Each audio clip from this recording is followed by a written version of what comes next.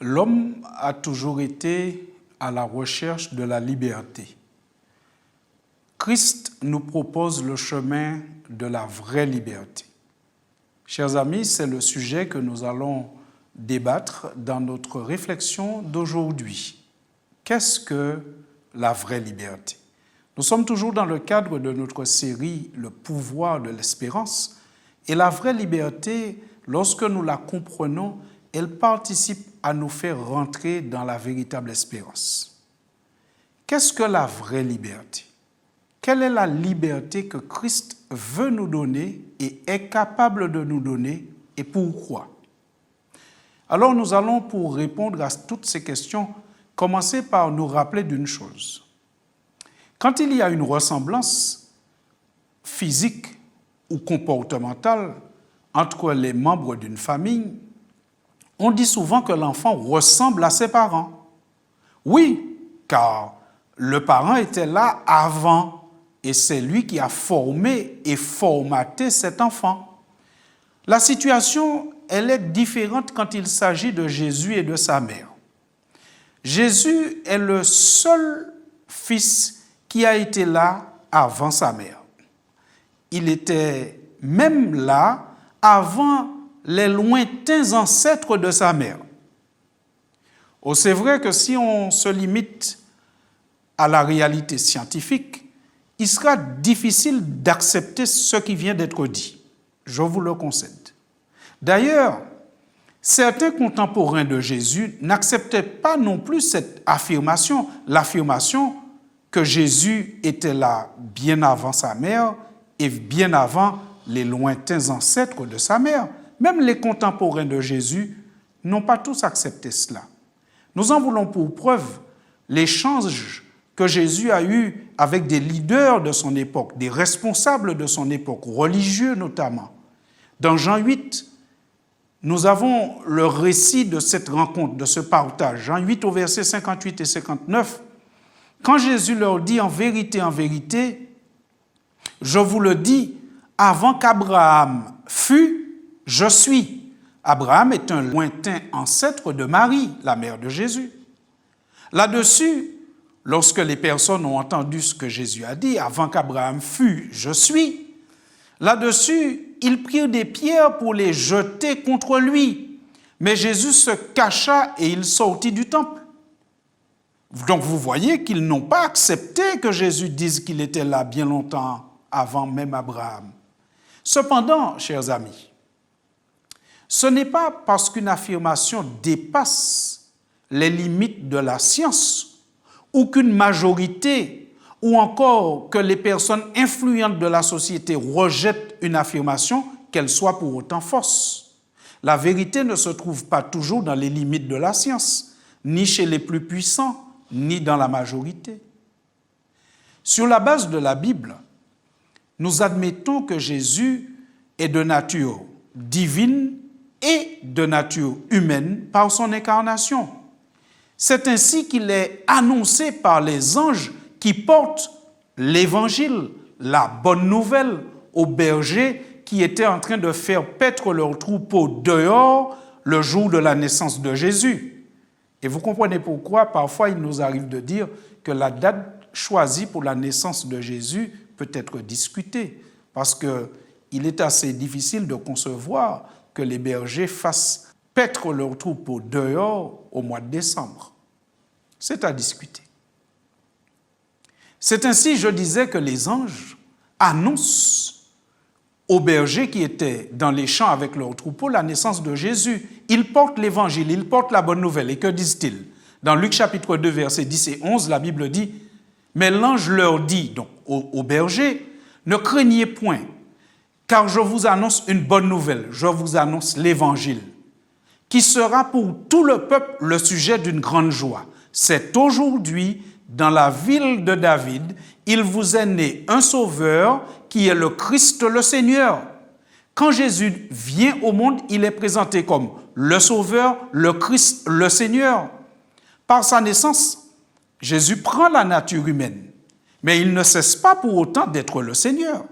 Cette double nature apparaît encore clairement dans un échange que Jésus a avec ses disciples. Dans Matthieu 16, nous avons le récit de cet échange. Nous avons le résumé de cet échange. Matthieu 16 au verset 13, la Bible dit, Jésus étant arrivé dans le territoire de Césarée de Philippe, demanda à ses disciples, « Qui dit-on que je suis, moi, le Fils de l'homme » Drôle de question, hein? Parce que dans la question, il y a déjà la réponse. « Qui dit-on que je suis, moi, le Fils de l'homme » Il donne déjà la réponse. Mais en fait, ce n'est qu'une partie de la bonne réponse. Puisque Pierre va répondre à la question au verset 16, et Pierre va dire, « Tu es le Christ, le Fils du Dieu vivant. » Et Jésus va valider la réponse de Pierre en lui disant au verset 17, « Mais ce ne sont pas la chair et le sang qui t'ont révélé ce que tu viens de dire, mais c'est mon Père qui est dans les cieux qui t'a révélé cela. » Donc Jésus valide la réponse de Pierre. Ce qui nous fait bien comprendre que Jésus a une double nature. Il a une nature unique que personne d'autre n'a. Grâce à cette nature unique, Jésus a une position unique dans l'univers. Personne n'est comme lui et personne ne peut faire ce qu'il fait. Il sait mieux que quiconque ce qui est bien et ce qui est bon pour l'être humain, parce qu'il a une dimension humaine, mais parce qu'il a une dimension divine. Jésus peut faire le lien, le pont, l'intercession parfaitement entre nous et le Père. Il est en prise directe avec nous par sa nature humaine. Il est en prise directe avec nos luttes parce qu'il a mené les mêmes que nous, parce qu'il a partagé la même nature que nous. Mais il est aussi en prise directe avec le Père de par sa nature divine. Par conséquent, Jésus n'a besoin de personne. Il n'a pas besoin d'aide pour entendre ce que nous lui disons. Jésus n'a pas besoin de médiateur entre lui et nous. Il sait nous entendre, il peut nous entendre parce qu'il a partagé notre nature.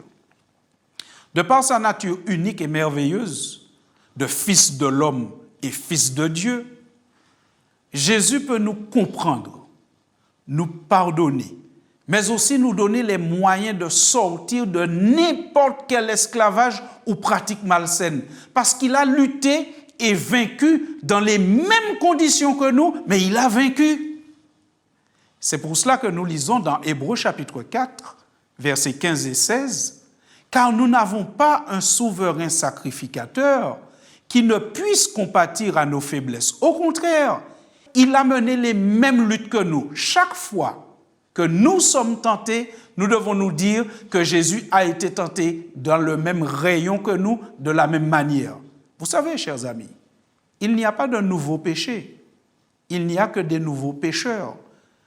Le mal prend des formes différentes, mais la racine est toujours la même. Tout ce par quoi nous passons, toutes les tentations qui nous surviennent, Jésus les a eues et les a vaincus. Il peut nous comprendre, mais pas que.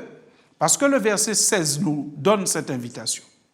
« Approchons-nous donc avec assurance du trône de la grâce, afin d'obtenir miséricorde et de trouver grâce pour être secouru dans nos besoins. » Oui, le but de Jésus n'est pas seulement de pardonner nos péchés.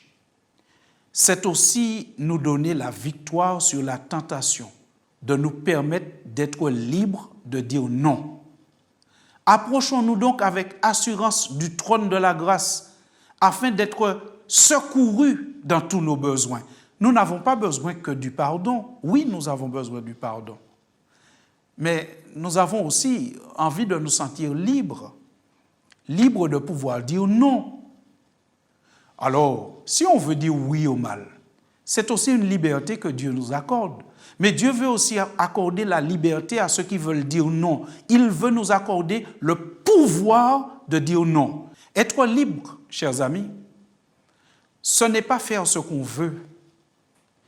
Être libre, c'est être dans une position de pouvoir dire oui ou dire non. Être libre, ce n'est pas toujours faire ce qu'on veut, parce que ce qu'on veut est parfois nocif pour les autres, nocif pour nous-mêmes et attriste Dieu. Parce que quelquefois, ce qu'on veut n'est pas toujours bien. Mais parfois, nous-mêmes, nous faisons quelque chose une année et à la fin de l'année, nous disons « j'aurais pas dû faire cela ». Donc, nous reconnaissons plus tard que ce n'était pas la bonne chose. Ce que nous voulons n'est pas toujours bien. Et donc, la liberté, c'est de bénéficier de l'assistance du Christ, qui a une expérience bien antérieure à la nôtre. Il est là, même avant Abraham. Il connaît tous les chemins, les sentiers, les dédales de la vie, et il peut nous guider et nous orienter. Être libre, c'est avoir la possibilité de faire ce qui est bien aux yeux de Dieu, ce qui n'est pas nuisible aux autres et qui soit constructif pour soi-même. C'est cette liberté que Jésus est venu nous faire connaître, cette vraie liberté, notamment dans Jean 8 au verset 34.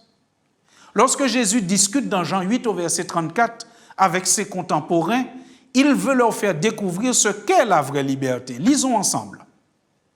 Jésus dit, « En vérité, je vous le dis, leur répliqua Jésus, quiconque se livre au péché est comment? Esclave du péché. » Et au verset 35, il dit, « Or l'esclave ne demeure pas toujours dans la maison. Le Fils, par contre, y demeure toujours. Si donc le Fils vous affranchit, vous serez réellement libre. » Quand nous nous croyons libres parfois, eh bien, nous pouvons devenir esclaves du péché. Nous avons tous vécu cela. Quand nous étions plus jeunes, certains de nos camarades commençaient à fumer et ils se disaient libres de pouvoir fumer s'ils veulent. Et quand nous les rencontrons quelques années plus tard, ils nous disent « Je suis esclave de la cigarette, j'aimerais bien arrêter, mais je suis accro à la nicotine. » La vraie liberté, chers amis, c'est la liberté de pouvoir dire non.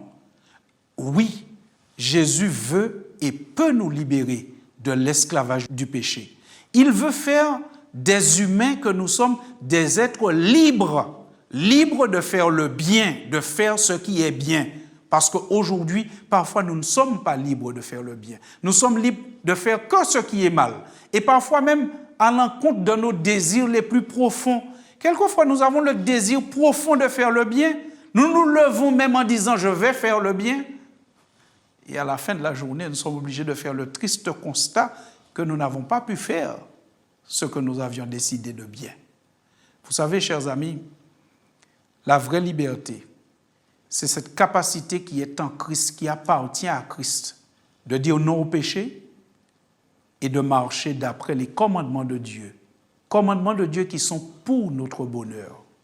Parce que vous savez, chers amis, les commandements de Dieu ne sont pas un carcan pour l'humanité. Les commandements de Dieu garantissent la liberté de chacun. Quand on marche d'après les commandements de Dieu, si une société, une famille marche d'après les commandements de Dieu, la liberté de chacun est garantie dans cette famille ou dans cette société. Les commandements de Dieu ne sont pas destinés à restreindre notre liberté. Au contraire, ils garantissent la liberté de chacun. La loi de Dieu, elle n'est pas difficile ni compliquée. L'apôtre Paul, lorsqu'il a bien compris ces choses, qu'est-ce qu'il a dit? Il a dit, la loi donc est sainte et le commandement est saint, juste et bon. En fait, ce n'est pas la loi de Dieu qu'il faudrait changer ou chercher à changer, mais plutôt notre conception de la liberté et du bonheur. Le bonheur ne peut se vivre et se trouver dans une société sans règles et sans loi. Quand une société est sans règles et sans loi, ce n'est pas la liberté, c'est l'anarchie et c'est la loi du plus fort. Parce qu'il y a toujours une loi, mes amis. Soit c'est la loi de Dieu ou la loi du plus fort, la loi de la jungle, mais il y a toujours une loi. Et quand nous avons bien compris ces choses, nous avançons avec Dieu, avec Christ, en nous rappelant tout ce que Christ est capable de faire pour nous.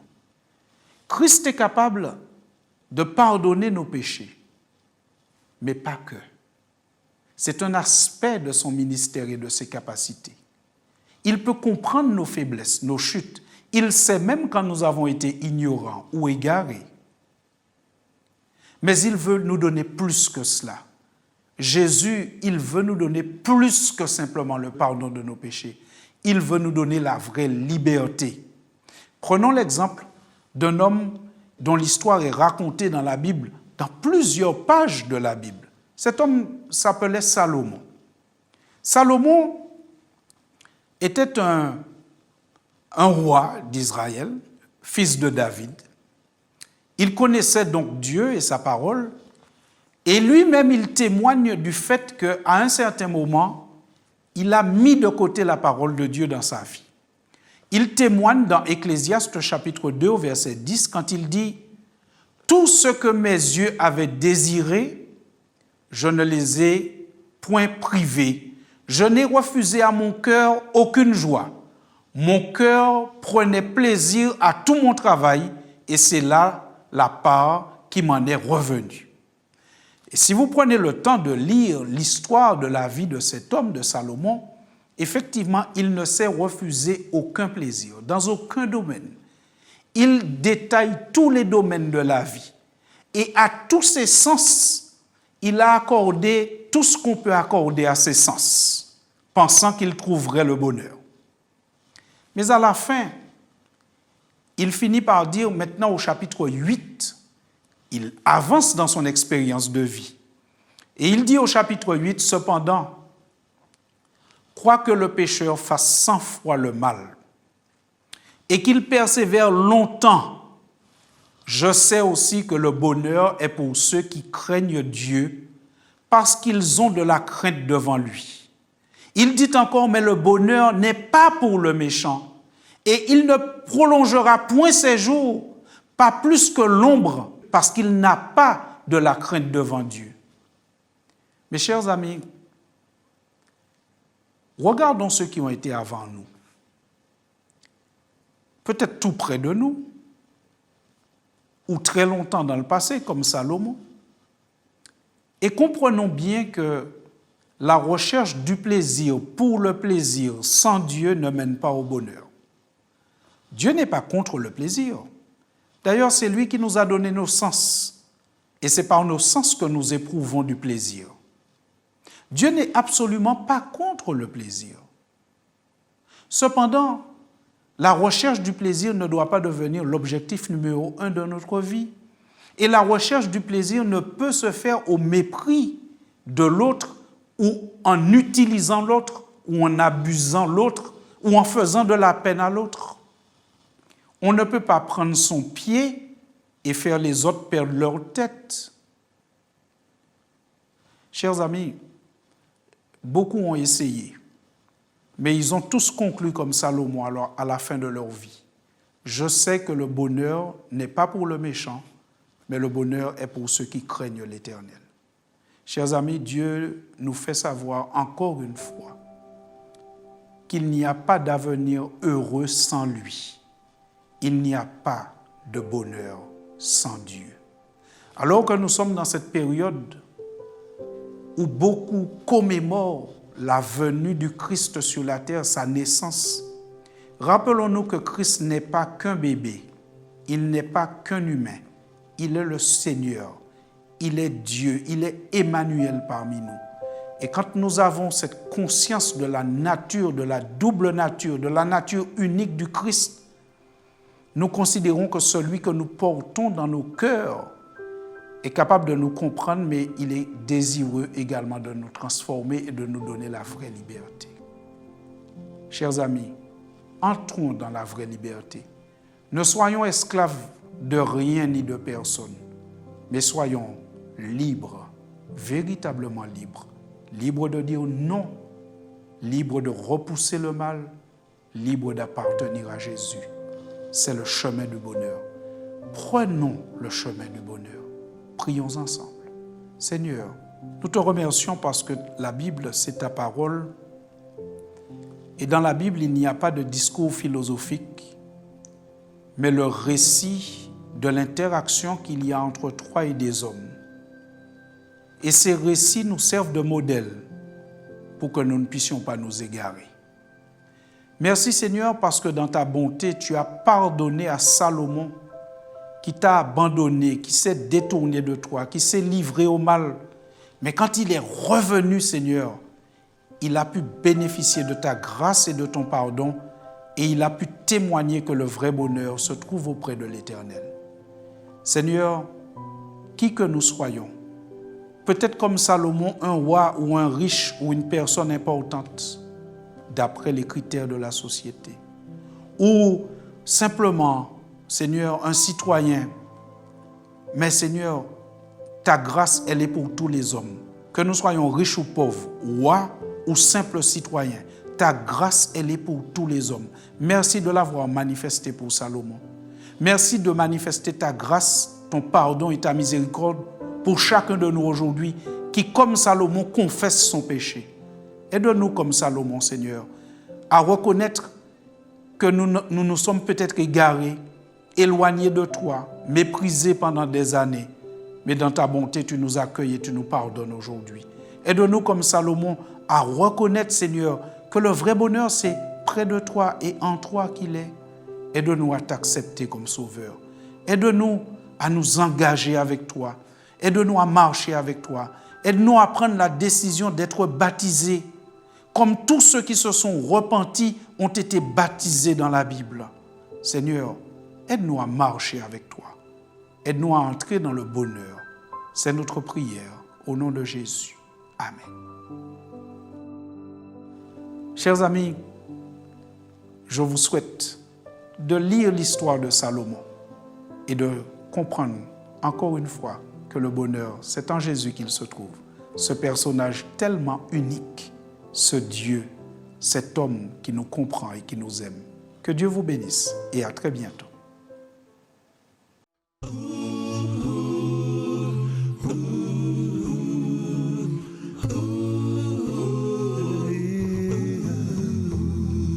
Le Fils de Dieu pour moi s'est donné, afin que par Jésus je sois justifié. Oui, c'est à ma place qu'il fut livré, afin que par Jésus-Christ je sois racheté. Pour que par lui seul, par Jésus je sois justifié. Au nom de Jésus, que par Jésus je sois glorifié. Oh, oh, oh. Le Dieu saint s'est offert pour moi, pour que par Jésus je sois justifié. Par le nom du Sauveur, que par Jésus je sois glorifié. Si l'ennemi m'accuse, c'est en Dieu que je me confie, afin que par Jésus je sois justifié. Auprès du Père, Jésus-Christ défend ma cause, afin que par Jésus-Christ je sois racheté. Il me défend, que par Jésus je sois justifié. Du nom de Jésus, que par Jésus je sois glorifié. Il s'est fait homme, vécu parmi nous. Il accomplit sur terre le plan du salut. Il fut condamné à ma place. Si je vis en lui, je verrai sa face. Le Fils de Dieu pour moi s'est donné, afin que par Jésus je sois justifié.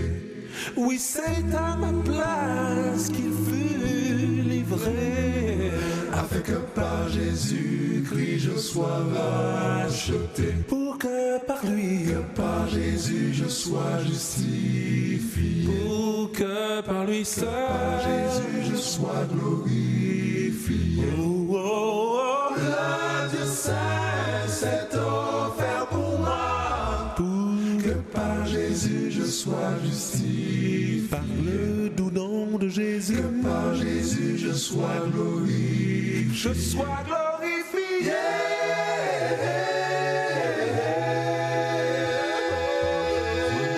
Je sois justifié. Jésus me sanctifie. Je sois glorifié. Par Jésus je la suis. Je sois justifié. Appelez le 08 05 288 389 chaque jour de 9h à 21h.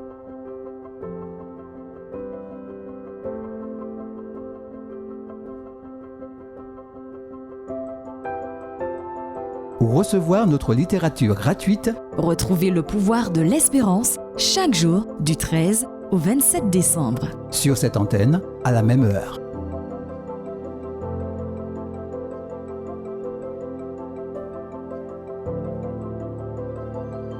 Vous avez apprécié cette émission? Visitez-nous au www.lepouvoirdelespérance.org.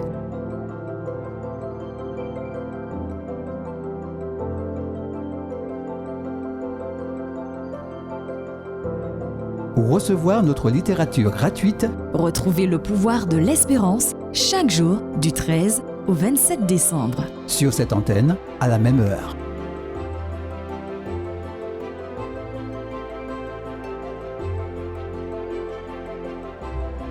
Appelez le 08 05 288 389 chaque jour de 9h à 21h.